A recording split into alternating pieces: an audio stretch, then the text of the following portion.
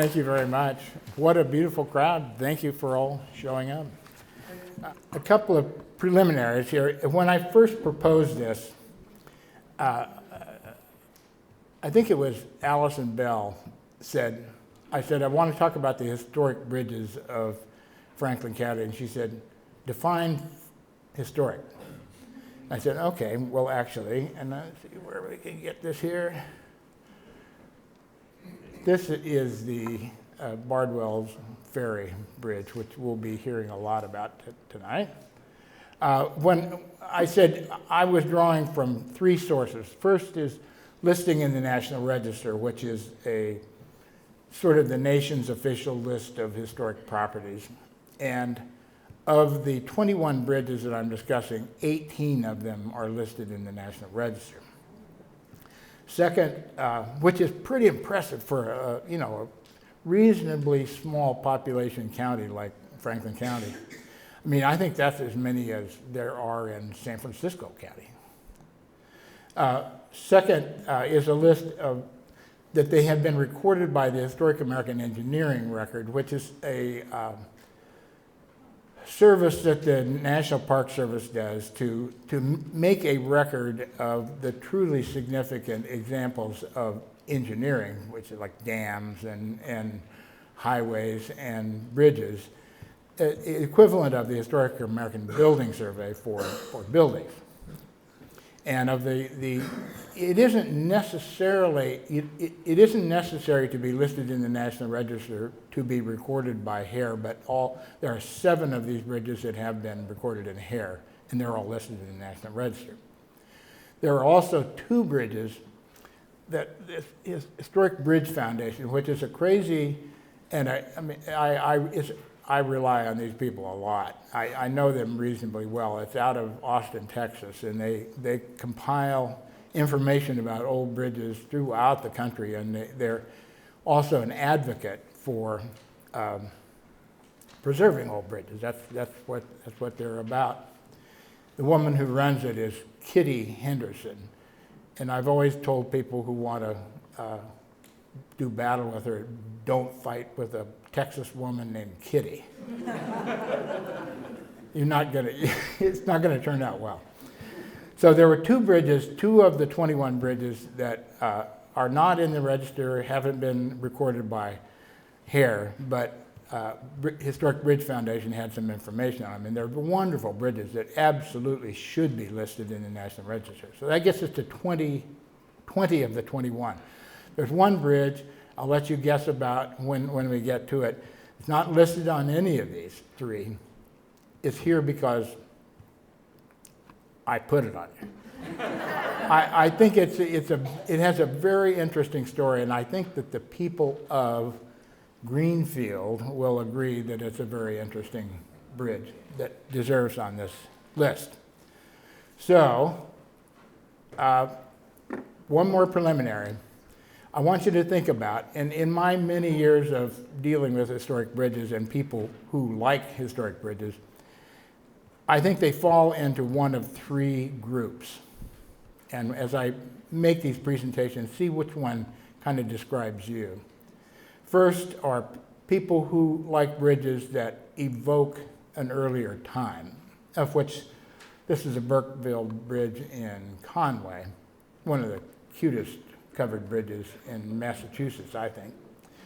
And this epitomizes bridges that evoke an earlier time. Second one is what I call truss nerds. The Historic American Engineering Record, in the 1970s, maybe 1980s, published what they called a field guide to historic truss bridges. And there are little diagrams, and in this book, if you end up taking it with you, it has all these diagrams in it, so that you can go out and you say, oh, that's a Warren truss, or oh, that's a lenticular truss. Kind of like building nuts can say that's an East Lake, no, that's a Queen Anne, or old car nuts. My father was an old car nut, and I picked up a little of it myself. That's a Ford Ranchero, and that's a Chevy El Camino. There are people who love to identify these different trusses, and I'll include some of the diagrams from that in this presentation. And the third one are people who love the structural beauty of bridges. They're so big. I mean, frankly, the vast majority of bridges in the United States are not pretty bridges. But the ones that are really exceptional. There's nothing quite like them because there's a form that you can't get anywhere else, and they're so big to have something beautiful that big. So think about that as we go through these, and I'll try to give a hint as to which of these applies to each bridge. So with that, let's go right into the beginning of these. This is a bridge in half of it's in Conway, the other half is in Shelburne. It's called Bardwell's Ferry Bridge. Is Jerry Hoyt here?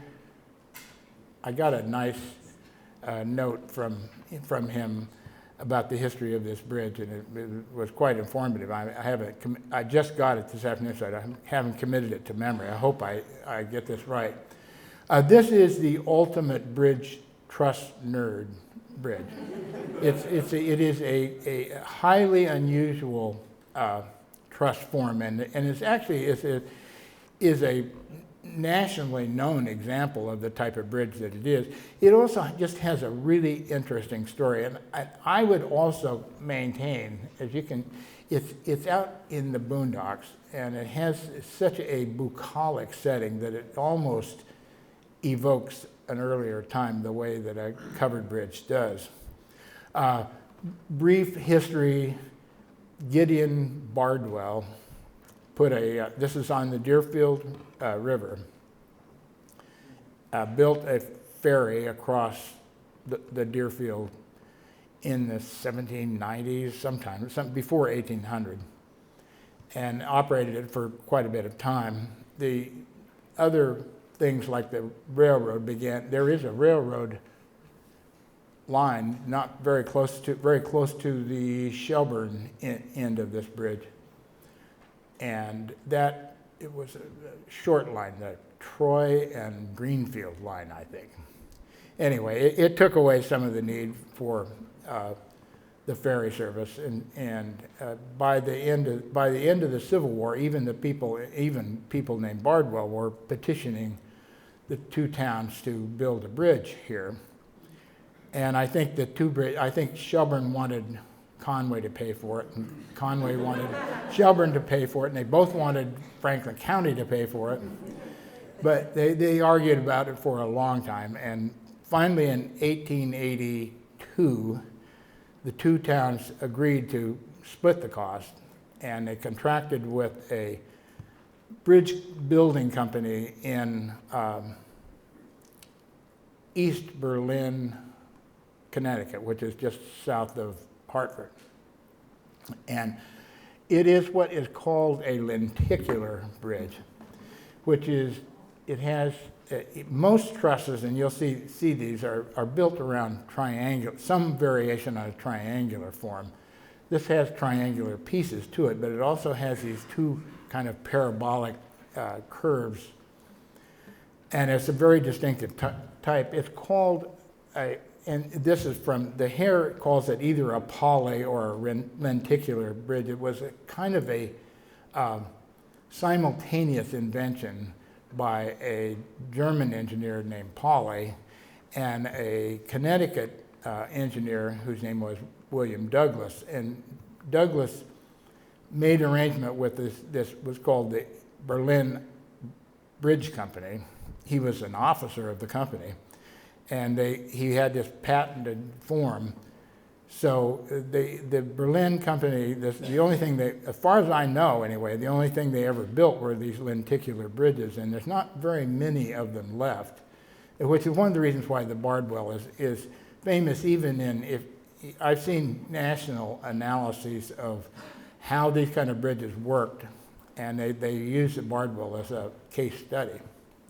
There's another little lenticular bridge in Amherst. It's on a pedestrian trail. I didn't include it in this presentation because it's not in Franklin County. And there's also a really spectacular one across the Merrimack in Lowell. It's a 2 or 3 span. I think it's a 3-span lenticular.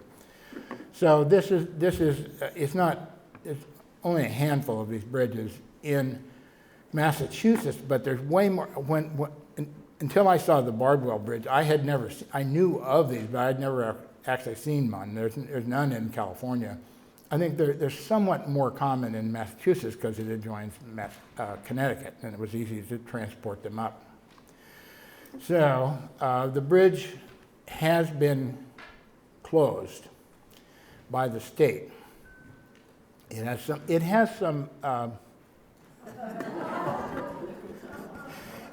some problems with one of the approaches, I think, and the deck. I think the brief report I saw says it's nothing to do with the trusses. The trusses are going to be fine. And supposedly in 2027, I think it's going to be reopened for cars. But in the meantime, when we went up, my wife and I went out to take a picture of the bridge, and there was a semi-feral herd of goats that followed us all the way down. I mean, I felt like the Pied Piper. And I took this picture with it's bad. It's good for goats and good for pedestrians. And this is a very popular location for whitewater rafting on the Deerfield River, I think. And so it gets its uses. You just can't drive on it. You can drive up to it. I've never tried to get it from the Shelburne side. I don't know. Is there anyone ever done that, driven that way? Is it a difficult road or? No, not too bad. It's not too bad on the Conway side either. You got to know what you're doing, you know.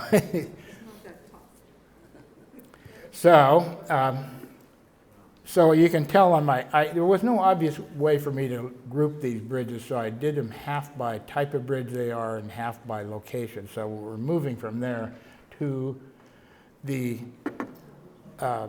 still on the Deerfield River, but in Shelburne Falls, in the town of, between Shelburne and Buckland. It's, I would argue, this is what it looked like when I went to see it several months ago. I don't know what it looks like. I haven't been there recently. I think it's looking good. Oh, is it? It's going to be open this spring. They've taken all the shrouding off of it? Because they're sandblasting and they don't want that to get into the river. So, oh, well, good. I'm glad to hear that. Because I would maintain this is a way, I was going to say this may be the most popular tourist attraction in Franklin County. If it's not the, it's certainly one of the most popular. And I would say that this bridge is beautiful. It falls into the beautiful structural beauty, but it is a nice looking bridge. I mean, I find it very pleasing form, but it's beautiful because what the women of Shelburne Falls do to it, plant all those flowers, and that's what people come to see, the flowers, I think, more than the bridge, but it's somewhat, the story briefly is this was built by a trolley service that connected Shelburne Falls with Coleraine. Now, I've been in Coleraine and I've been in Shelburne Falls, and I initially thought, you can't possibly run a trolley between two sparsely settled communities, but it was before there were any cars. It was started in the 1890s, before there were any cars, and it was difficult for people, as well as there were mills and there were farmers in the Coleraine area that had to get their produce and their products to the Boston and Maine and New Haven Railroad that was in the Buckland side of Shelburne Falls. So it was to bring people to Shelburne Falls and to bring produce, and then also, I assume, to take a lot of the raw material that was needed for the mills down to Coleraine. So ran for without this bridge for about 10 years, but any cargo that came via the train the trolley had to be offloaded to a wagon and taken to an iron bridge, which is practically next door to this bridge, and I'll be talking about it in a minute. And then transported and carried up to the Boston and Maine.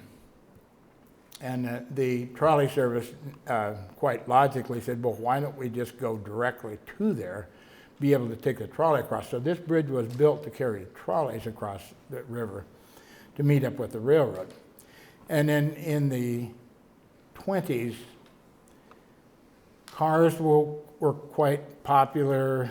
The state had built what is now State Route 112 up between Shelburne Falls and Coleraine, and the company went out of business. And they sold off virtually all of the rolling stock and all the rails. They left this bridge in place because it carried, I think it was a water line across, and then the leaders of Shelburne Falls talked. I don't know how they got in touch with the women's club of Shelburne Falls, but somehow they ended up saying, if you ladies want to plant a bunch of flowers here, go ahead. And so does anyone know of another bridge that's used like this in the country?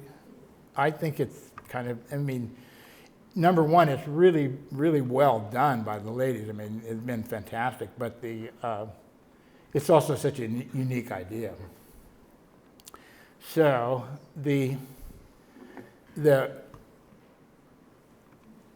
this is what is called a closed spandrel concrete arch.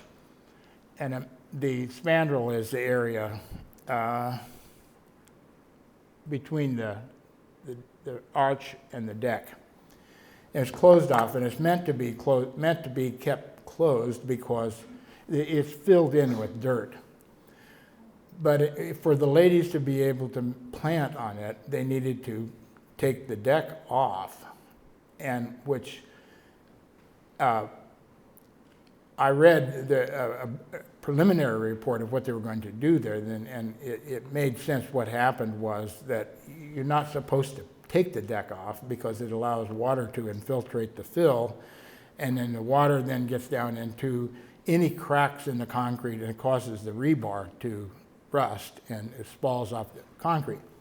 So they're fixing it up, but that was 100 years ago that this was turned over to them, and if they fix it up, and it's going to be good for another century, there's no planning horizon I know of that extends out that far. So I don't think there's anybody in this room who's going to have to worry about what's going to happen next to this bridge. Certainly not me. So moving right along, by the way, the Bridge of Flowers was designed by a consulting engineer named Edward Shaw, who was an MIT graduate, had what seemed like it was a lone wolf shop in Boston. And even though he was strictly a Massachusetts Bay resident, he did most of his work out here. The bridges that I know of that he designed was the two in Shelburne Falls and one in Northfield, which I'll be talking about, and there's another one down in Chicopee. So I think he kind of sold his services to these little towns that I'd be willing to bet that there wasn't a structural engineer working for either Shelburne or Buckland at that time. May not be one today. It's highly unlikely. Highly likely there's not one there today. So he peddled his services to these smaller towns, and he did a heck of a job. So he also designed, and he knew all kinds of different materials. He did the concrete bridge, and then this is this was built in I've got it right there, 1890. And it was built by, I can't remember now the company that built it, some fairly local company, maybe a company in Worcester. I can't remember. Anyway, we will talk about the Warren Truss these names for these trusses were mostly named after the person who invented them. So presumably somebody named Warren. I forgot what his first name is. But it's a very simple form built around equilateral triangles. And I think it's probably the most common truss type. But what he designed here was what they call a double intersection Warren. But this is also called a lattice truss, and you can see where it got its name. It looks like wood lattice. If you want to see a lattice truss, a really important lattice truss, the railroad bridge is now takes the Norwottic Trail between Northampton and Hadley. It's a stroll if you're feeling like a leisurely stroll of a mile or so across the river. That is a lattice truss, really one of the biggest and most important lattice trusses. I didn't include it in this presentation because it's not in Franklin County.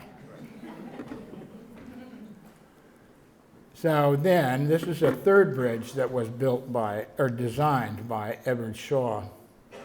And this is in Northfield. Is anybody here from Northfield?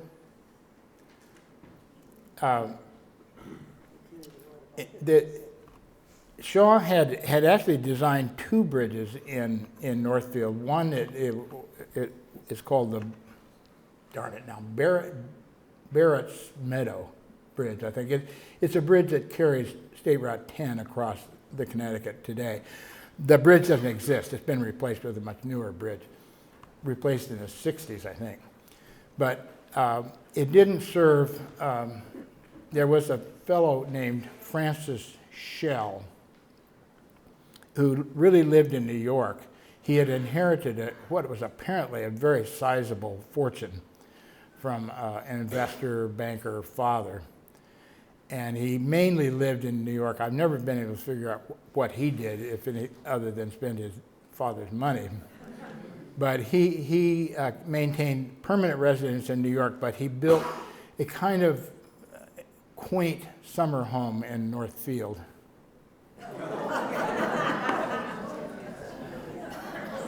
This is commonly called the Shell Chateau. I mean, it's the chateau. Unfortunately, it too has been demolished in the 60s, I think. I don't know why. I've never been able, I'm more interested in the bridges than anything else, but he was not served adequately by the State Route 10 bridge, and in order to get to the railroad depot, he wanted to have a bridge built closer to his house, and so he paid for the Shell Memorial Bridge and named it Memorial because it was his daddy's money he was using. And this again is ingeniousness of this guy, Edward Shaw. Somebody should write like a master's thesis or something about this guy. He's a pretty interesting character, judging by his bridge. He used, the basic form was a Pennsylvania Pettit, which was named not because it was designed in Pennsylvania, but it was used by the Pennsylvania Railroad.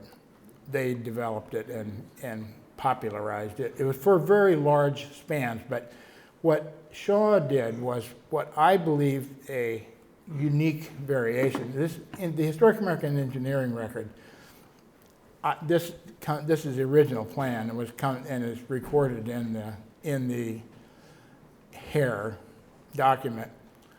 And one of the nice things is if they tear this bridge down, and it's looking like that's probably what's going to happen, at least we will have a record of it, and that's what the Historic American Engineering record is about. The term of this being a cantilevered,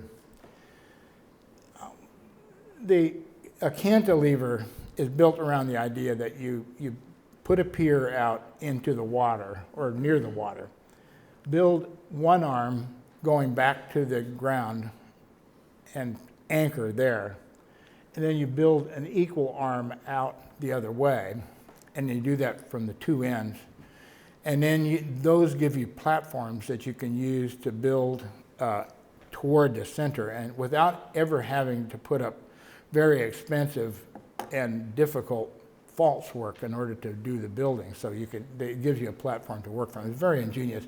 When we get around to the very last bridge I talk about is the French King Bridge, which is a magnificent structure. It too was cantilevered out. It built arms going both from the pier, and then they were able to build the rest of the arch going from there. So I don't know what's going to become of this bridge. It's apparently somewhat controversial. I do know, I have seen postings by Kitty Henderson, and I hope the people of Northfield know what they're dealing with here. But anyway, moving on to a completely different type of bridge. It is 7:30. So we're at, Oh, it's 7:30 already. I'm moving right along.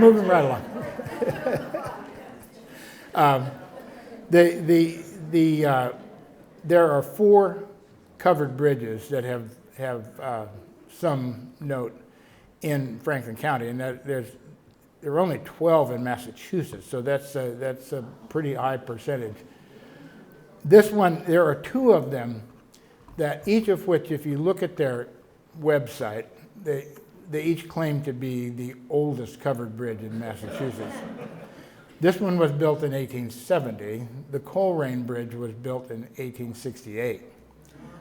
I happen to agree with Conway, but I'll try to explain how and why that's the case. Burkeville is just a short distance away from the center of Conway, right along State Route 116, I guess it is.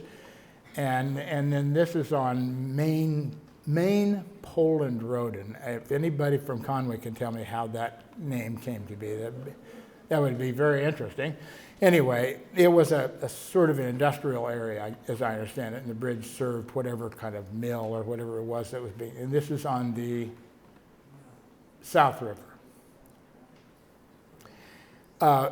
This bridge has been, it and the Conway Bridge have both been rehabilitated, practically abandoned, rehabilitated, practically abandoned. It's a long story, and I will get into this, that any covered bridge that is as old as this is going to have to go through stages like that. And you're lucky that you have any bridges that are this old. And you can say, okay, wait a minute, I have a house that's older than 1870, and I haven't gone through that kind. But your house isn't open on both ends, is heated during the winter, and doesn't have cars going through it. So you have to break some eggs if you're going to make an omelet. There's going to be a lot of work that is done, and this bridge has had a lot of work. God bless the people of Conway that they did it. It's what I believe it to be a Howe truss, the trusses, you think of them as only metal trusses, but these are truly art trusses. They're just made out of wood. And they also have some metal. There are metal tension rods, but it's mainly out of wood. And it's like I say, the bridge, another bridge, the one that is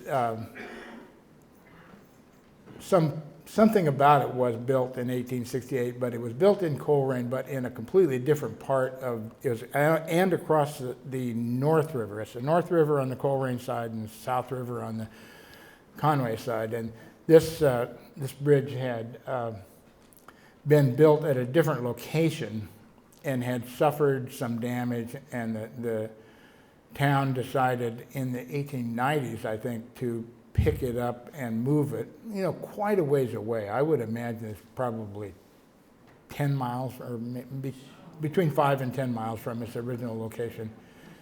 And it has been rehabilitated, damaged, and is now in wonderful shape. And I guess you would call the Conway Bridge is the oldest bridge that's on its original location. And it's also quite distinctive. It's what's called a burr arch truss. And again, it's like a little bit like the lenticular in the sense that it combines triangular forms with an arch form, but all in wood. And the burr arch bridges are quite rare. The Howe is the most common. It's the Warren truss of the covered bridge, but the burr arch is much more distinctive. Go out. It's hard for me to tell you how to get there. I have a guy who works on my machinery who lives in Coleraine and lives very close to this bridge, and I could tell you how we get there, but use GPS. It'll get you there. It's on a, it's basically bypassed. You can drive across it, but so the extent of work was pretty. There are three ways that you can deal with historic properties. You can preserve them, you can rehabilitate them, you reconstruct them, reconstruct them, or you can restore them. These all have very technical meanings.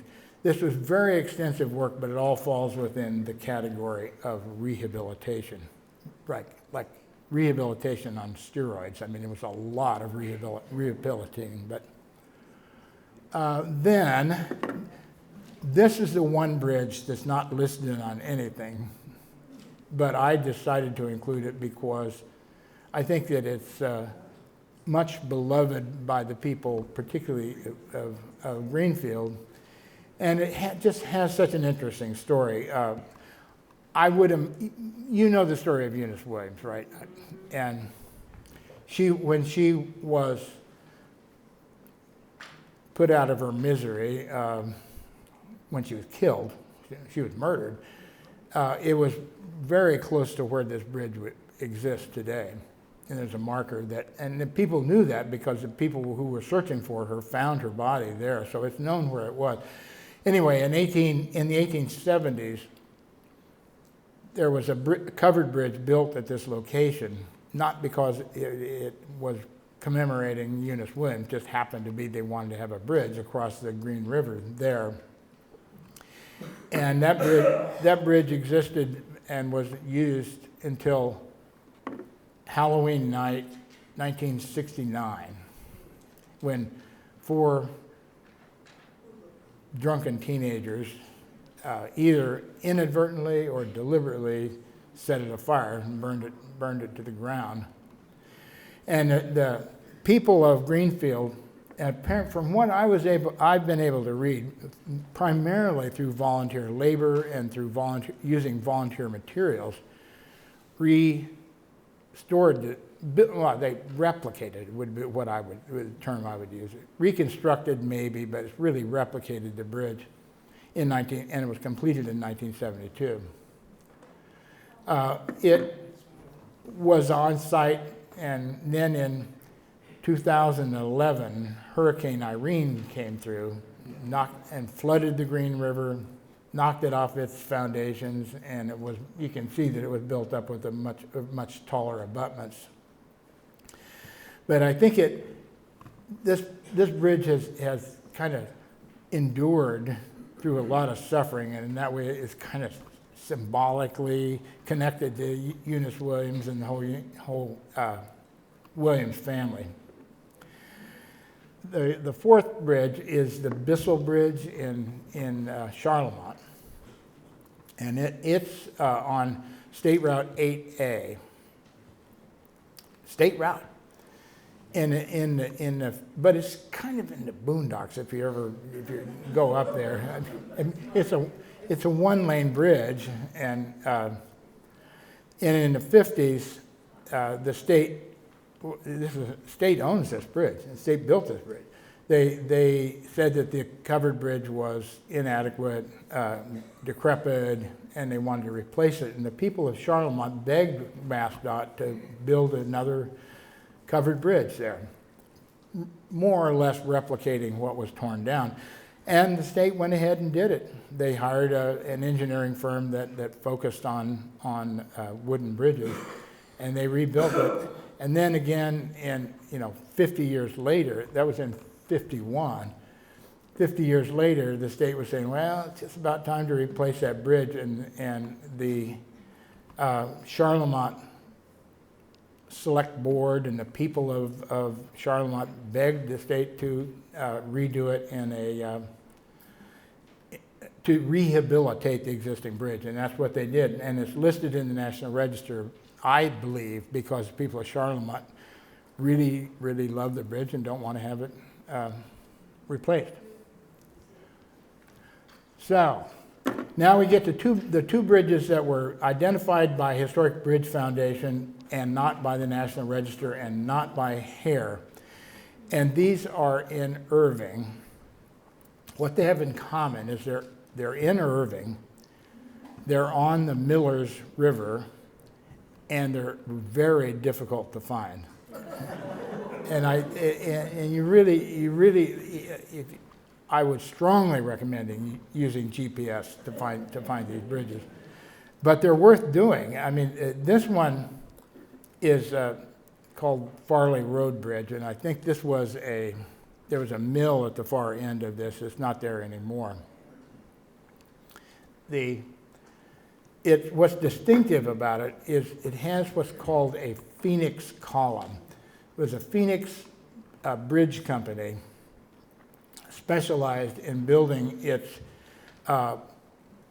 in post all of the major pieces. This is a picture of the Phoenix column. And what it is it was cast iron in 4 pieces that together formed a circle, and they were riveted together to form an incredibly strong. I mean, this is a really old bridge, and these are quite rare. Not as rare as a lenticular, but they're you don't find very many of these around. I wouldn't bet that there's more than a dozen of these in Massachusetts.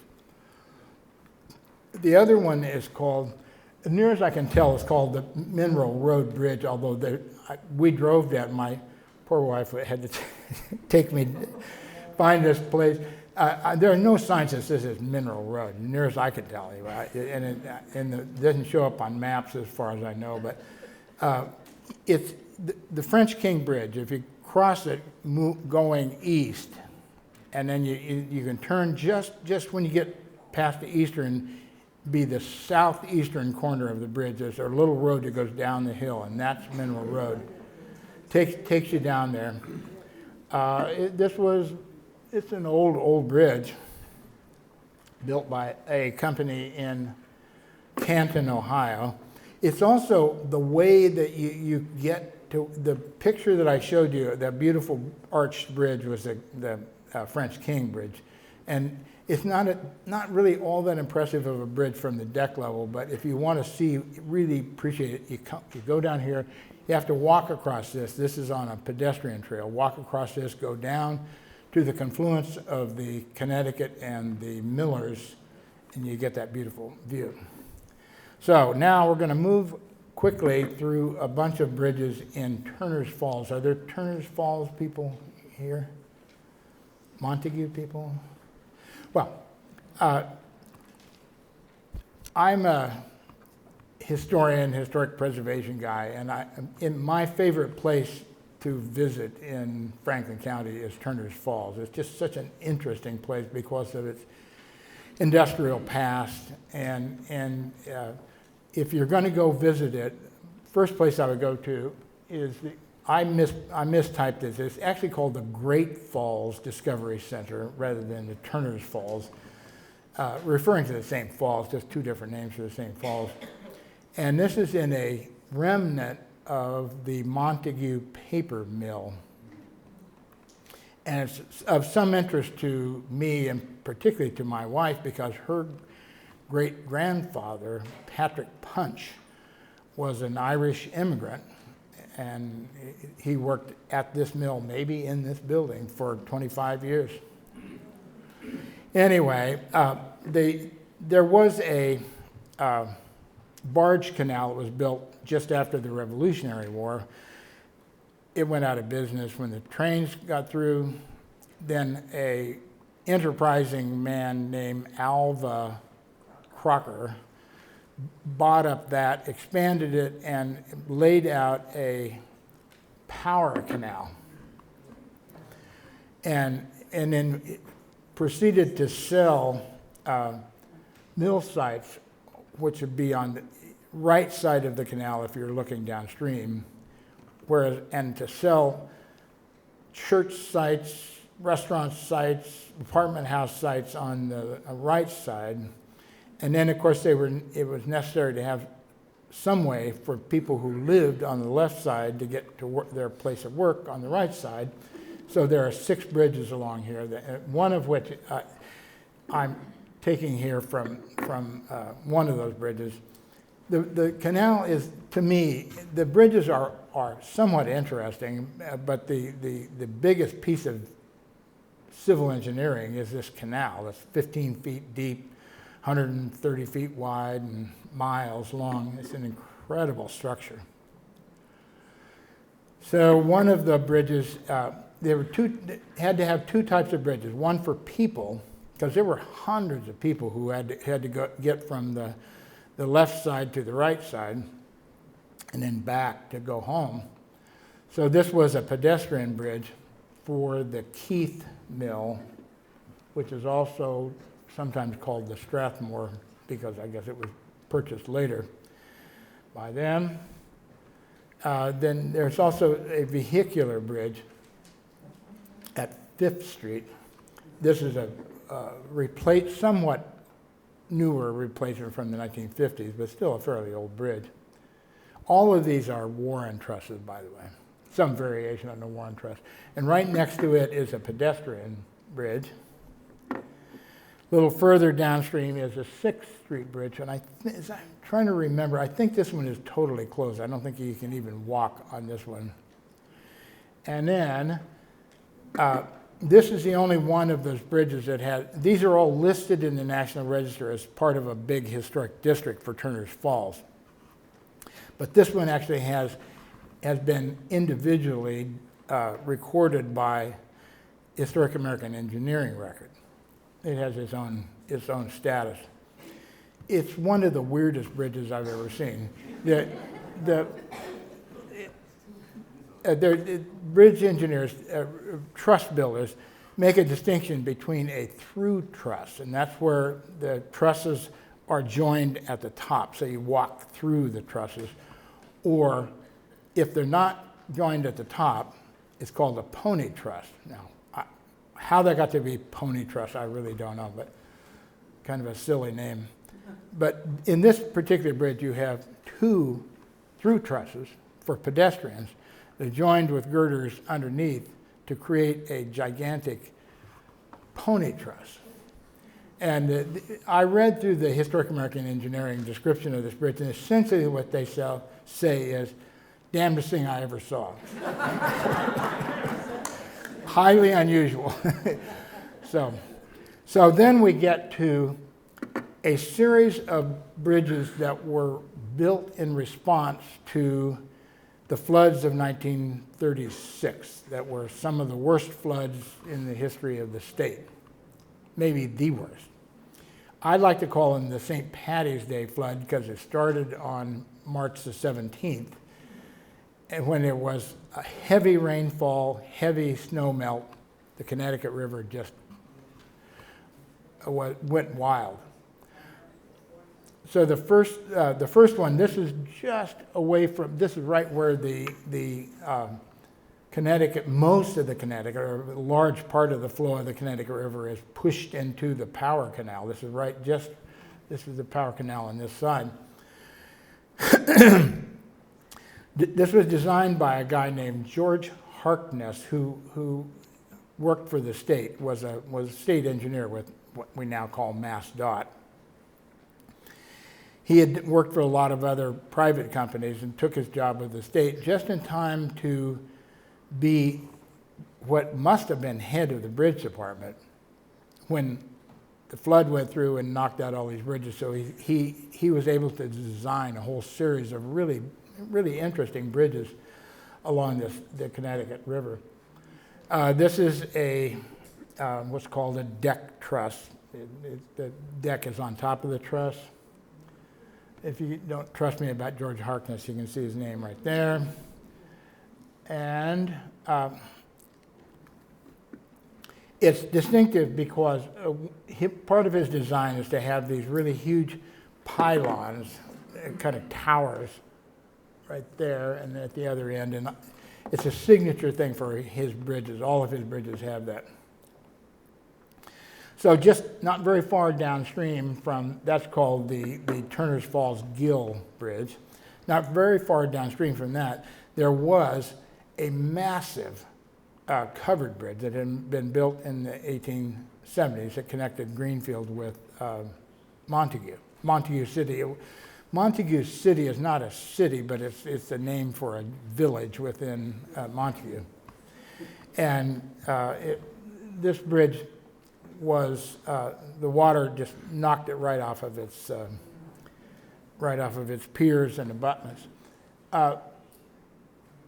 I have the length of it down there because in between Vermont and New Hampshire, there's the Windsor-Cornish Bridge that advertises itself as the longest covered bridge in the country. Now, I have no idea whether that's true or not. It's a very long bridge, but it's only 2/3 the length of the one in Montague City because it's further downstream, and then the Deerfield has flowed in, other big streams have flowed in by that time.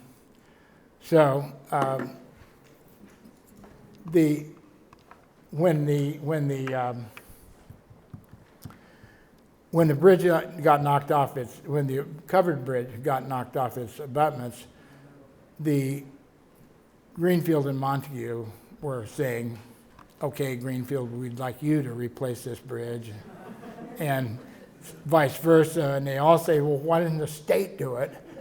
And so they argued, and nothing happened before it was just left as an abandoned bridge until World War II, and then virtually no domestic construction was going on, civilian construction was going on during the war. But shortly after that, they built this, which is a Pennsylvania Pettit truss. We saw one of those once before. And it was named for a leading war hero, Spanish-American war hero and political leader named Frederick Pierce, General Pierce Bridge. So just downstream from there, the Montague City covered bridge, because it's wood, is floating on the floodwater from the Connecticut. And just downstream from there, there was a railroad bridge, which was a very, very useful bridge for the New Haven Railroad. And it was built in the 1880s, had 3 spans built on stone masonry piers, really a lovely bridge. But the Montague City knocked out 2 of those spans. And the railroad had enough invested in serving Turner's Falls. It was on what was called the Turner's Falls branch that they immediately rebuilt with 2 new spans. So what you've got is one of the 3 is a 1880 Whipple truss, and these are really quite rare. And so one of the 3 is an 1880, and then there's 2 spans that were built in 1936. So it's a kind of a composite, but it's listed in the National Register, and I would firmly agree with that. The Massachusetts uses it as a part of a recreational trail called the Creekside Trail. So a little further down, some of you probably know this bridge, and you can kind of see the similarity of it to the Turner's Falls Gill Bridge. It's designed by the same guy and built by the same agency. It's a deck truss on concrete piers. the Montague City Bridge still floating down here, just causing havoc all the way through, knocked this old metal truss off its piers, and the state built a new one designed by George Harkness. Harkness, just to cut to the future here, was the designer of the French King Bridge, which makes him, right in the annals of great bridge engineers as far as I'm concerned. And he showed in the French King that he had some sense of how these bridges should relate to their setting. And this is a picture taken, I think, shortly after the bridge was built, and the way it conforms to the Sugarloaf mountain house. It has these characteristic concrete pylons that you see in it, and you see it in the French King Bridge, and you also see it if you're ever driving between Northampton and Hadley, what's called the Calvin Coolidge Bridge, also designed by Harkness, and it also has these same kind of pylons. I didn't include that in this presentation. It's not in Franklin County. Okay, you're getting the gist of it. Yeah. So then, which takes us to the last of the bridges that we're talking about, which was another Harkness bridge. This was unaffected by the 1936 flood. It was built and it was in place. What may have been spared by the floodwaters because of the way it was built, but it was really built not to replace anything, but Route 2 had been totally realigned, and they needed a new crossing, and this particular crossing was the best one that they could find. It's a blending of, in my opinion, it's a blending of the natural beauty of the setting with the careful attention to detail of the bridge itself. Most bridges, in my humble opinion, are ugly and detract from the setting more than they enhance it. And some bridges are beautiful in and of themselves, but they're not built in a setting that is worth preserving or is notable setting.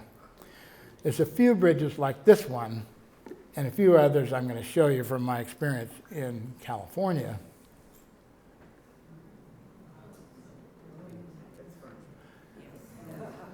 This was a setting that it was very controversial at first because the Golden Gate was, and still is much beloved by the people of the Bay Area. You're going to ruin it, putting a bridge across it, it'll ruin its setting. It was just worked out that the bridge ended up enhancing its setting, even not only not detracting, but actually contributing to its setting. And there's another bridge. Has anyone ever been on the Big Sur in California? It's an incredibly dramatic setting, and it's a little closer analogy to the French King, although it's a concrete bridge, but it's an arched bridge in a very deep crevasse, very deep canyon. In addition to being beautiful, the French King was quite a remarkable piece of engineering, and what Harkness did was to use a cantilever again, and this is a real good view of what the two arms of the cantilever, and they built that first, and then they could use the river arm as the platform to continue building the arch, connecting the arches. And this actually was taken by my wife. She is so it has the classic, even though it predated the New Deal, so it's really, I wanted to call them New Deal pylons, but they're really Art Deco pylons is what, if I had to call him something. The one thing I have to pick with MassDOT is this is a suicide-prone bridge. And, and I don't object to doing what we can to keep people from, why it is that people want to go to a beautiful bridge like the Golden Gate or this, I don't know, it's just out of my area of expertise, but it seems to attract them. And there are two ways, there's probably more than two, but the two ways that you can prevent people from killing themselves by jumping off the bridge is to put up a barrier like this, or what they're doing at the Golden Gate is to put a net down below, so that if you jump off, you're going to fall into net and you're probably going to knock yourself out. Might even kill yourself just by landing in the net, but this is the cheapest way. This is not what I would have done, but it's something they had to do. You can agree with me or disagree with me. That's it. So which brings us to the final question is, are you a person who likes old bridges because they evoke an earlier time? Are you a person who is a truss nerd? Or are you a person who appreciates the beauty of a bridge? Or are you someone who just thinks about a bridge that gets you from one side of the river to the other? So can I have a hands up on, are you evokes an earlier times? Are you a bridge nerd? Are you a person who, by the way, I happen to be all four of these, right? Are you a person who appreciates the structural beauty? Whoa, this is a little surprising. And who of you could care less about all this? You just want to get from one side of the river to the next. Okay, well that concludes my presentation. I want to thank you for coming out in such huge numbers.